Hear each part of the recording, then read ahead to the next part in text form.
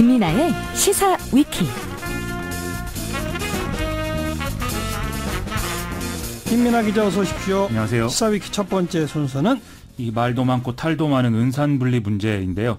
산업자본이 이게 금융업에 투자하는 것을 막아놓은 그런 규제이죠. 오늘 문재인 대통령이 직접 언급도 했는데 이 문제를 한번 짚어보겠습니다. 대통령 뭐라고 했습니까? 오늘 이제 인터넷 전문은행 규제혁신 현장 방문 행사가 있었거든요.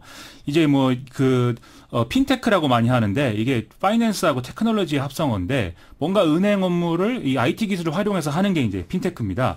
근데 이 핀테크를 4차 산업혁명 시대의 성장 동력으로 키우겠다라면서 과감한 규제 하나가 필요하다. 대통령이 이렇게 얘기를 했거든요. 예. 그러면서 이 규제를 영국의 붉은 깃발법에 비유를 하기도 했습니다. 붉은 깃발법? 그렇습니다. 이게 적기조례라고도 하는 건데요. 자동차가 처음 나왔을 때 이 자동차가 나오다 보니까는 마차업자들하고 또 마부들의 일자리 이런 것들이 걱정이 돼서 이걸 보호하기 위해서 영국에서 시행이 된 그런 법인데요. 자동차가 운행을 할 때 앞에 이제 마차가 따로 달리도록 하면서 붉은 깃발을 흔들게 하고 자동차는 이 깃발을 앞지르지 못하도록 한 그런 법입니다. 그러니까 자동차는 마차 뒤에만 따라와라? 그렇죠. 자동차가 마차보다 앞서가면 안 된다는 거죠. 말도 안 되네요. 이것 때문에 이제 영국이 자동차 산업에서 프랑스와 독일에 뒤처지게 됐다라는 게 일반적인 평가입니다. 네. 그러니까 우리는 지금 영국의 붉은 깃발법과 같이 그 규제가 너무 많아갖고서 못한다. 그런 얘기죠. 그렇습니다. 다른 나라들은 이미 하고 있다는 거죠. 그렇습니다. 오늘 최종구 금융위원장이 이제 한 얘기에서 과연 이제 어디에서 이제 위기감이 오느냐 이걸 좀 짐작할 수 있겠는데요. 최종구 금융위원장이 국내 인터넷 은행은 좋은 반응을 얻고 있지만 유럽연합, 일본보다 출발이 20년이 늦었고 중국보다도 크게 뒤처져 있다. 이렇게 자평을 했거든요. 요즘에 이제 특히 중국을 많이 의식하는 분위기가 있는 것 같습니다. 네. 그러고 보니까 문재인 대통령 작년에 중국 갔을 때 핀테크 활용한 결제 방식이 아주 놀라워했다 이런 보도도 있었잖아요. 그렇습니다. 그래서 오늘 문재인 대통령이 직접 그때 경험을 언급하면서 이제 이 얘기를 하기도 했는데요. 실제로 중국의 인터넷 은행이라는 거는 2014년에야 도입이 돼서 많이 이제 앞서 말씀드린 것보다 늦게 된 게 사실인데 이 국가가 주도적으로 이제 이걸 주도해서 급속히 성장을 했고 지금은 세계 10대 핀테크 기업을 꼽으면 중국 기업이 5개가 포함될 정도라고 하거든요.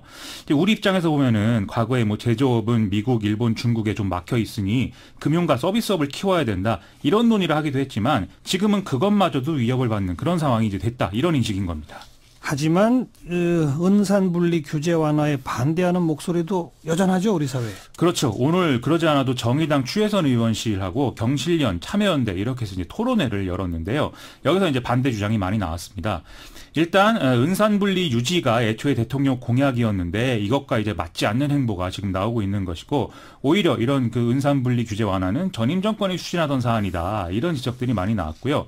특히 재벌들이 제조업에서 위기를 겪으면서 의료와 금융으로 지금 방향을 틀고 있는데 정부가 여기에 호응하겠다는 거 아니냐 이런 비판도 좀 나왔습니다. 또 어떤 지적들이 나왔습니까? 이제 기존 은행의 IT 투자 이걸로도 4차 산업혁명은 할 수 있는 것이고 또 지금 인터넷 은행인 K뱅크가 300명 정도 규모인데 그렇게 따져보면은 일자리 창출에 이게 과연 큰 도움이 되겠느냐 이런 지적도 많이 나왔습니다. 또 K뱅크가 좀 위기라고는 하는데 반면 카카오뱅크는 좀 급속 성장을 하지 않았느냐 그렇게 보면은 인터넷 전문은행의 성공과 은산분리는 좀 무관한 거 아니냐 이런 얘기도 나왔고요. 예. 그러다 보니까 금융당국이 뭔가 이 K뱅크 부진 때문에 당시에 이제 K뱅크에 허가 내줄 때 졸속 심사했다. 이 논란을 피해가기 위해서 지금 은산분리를 추진하는 거 아니냐 이런 비판까지 나오는 상황이었습니다. 결국 산업자본이 금융업 투자하는 걸 막는 거는 재벌의 사금고 막자는 거 아니에요? 한마디로? 그렇습니다. 이게 실제 이건희 삼성그룹 회장의 차명 증권계좌 대다수가 이제 삼성증권에 개설돼 있다더라. 이런 얘기도 나와서 이게 참 문제다라는 지적이 많지 않았습니까? 그렇죠. 이런 비판들이 많이 나오다 보니까 정부와 여당도 나름대로 이제 제어 장치를 이제 만드는 거를 모색을 하고 있다고 합니다. 대주주의 자격 제한을 둔다든지 아니면 또 대주주와는 이 인터넷 전문은행이 거래를 하지 못하게 한다든지 그런 방안들인데요. 하지만 오늘 토론에서는 아예 소유를 규제하는 게 아니면 이런 좀 다른 종류의 규제들은 재벌이 얼마든지 피해갈 수 있는 게 현실이다. 이런 지적도 나와서 상당히 논란거리입니다. 정부가 참 골치 아프겠네요. 그런 상황이죠. 자, 두 번째 시사위키 항목은요? 오늘 박정희 시절에 보안사령관 지낸 김재규 전 중정부장의 사진이 이 기무사의 후신으로 창설되는 군사안보지원사령부에 걸릴 수가 있다. 이런 보도가 나와서 상당히 화제가 많이 되었는데요. 이 맥락을 같이 짚어보시겠습니다. 그 맥락을 좀 짚어봅시다. 그러니까 어떻게 됐다는 거예요? 기무사에 지금 역대 사령관들의 사진들이 쭉 걸려 있는데 여기에 이제 김재규 전 중정부장만 빠져 있다. 이 보도가 이제 나온 바가 있거든요. 이게 군 통수권자를 살해한 사람이라는 이유로 신군부가 모든 부대에서 이 김재규 사진은 떼라 이렇게 지시한 영향이라는 것이죠. 근데 또 보도에 의하면은 기무사가 올해 초에 정치 중립 준수를 선언하면서 김재규 전 중정부장 사진을 다시 걸려고 했는데 예비역들이 반발해서 철회했다 이런 얘기가 같이 있는데요. 예. 그런데 이 보도 내용에는 마찬가지로 보안사령관을 지낸 전두환 노태우 두 전직 대통령의 사진은 또 뺀다 이런 것도 있어서 같이 좀 논란이 된 그런 상황이었어요. 그럼 이제 앞으로 어떻게 한다는 거예요, 그러니까? 이게 김재규 사진은 걸고 전두환 노태우 사진은 내린다 이런 얘기가 되는 거 아니겠습니까? 이 보도를 보면은. 예. 이렇게 하면 좀 기준이 좀 이상해진다 이런 지적을 피할 수가 없는데요.